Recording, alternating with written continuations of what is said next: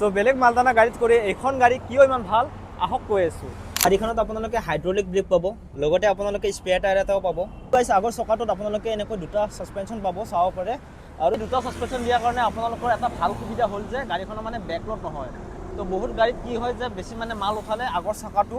যেটো আগৰ মানে চকাটো আছে এনে ডাং হৈ যায় কিন্তু এইখনত মানে এইটো প্ৰবলেম একেবাৰে নহয় আৰু গাইস আমাৰ ডিলাৰখন আছে জালুকবাৰী বিদ্যানগৰত নিয়াৰ কুমাৰ ইঞ্জিনিয়াৰিং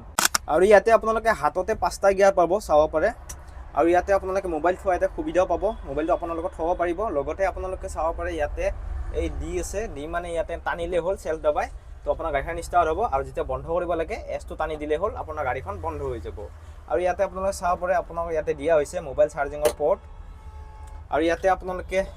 জাগাও পাব স্পেস অলপমান বস্তু থোৱাৰ কাৰণে এইফালে চাব পাৰে আপোনালোকে ইয়াতে স্পিকাৰৰ সিস্টেমও পাব ইয়াতে আপোনালোকে মানে লগাই ল'ব পাৰিব এইখন হ'ল আমাৰ নৰ্মেল বডি 5.5 ফুটৰ আপোনালোকে এখন এক্সেল বডিও পাব যিখন হ'ল মানে 6 ফুটৰ আৰু এইখন হ'ল এক্সেল মডেল 6 ফুটৰ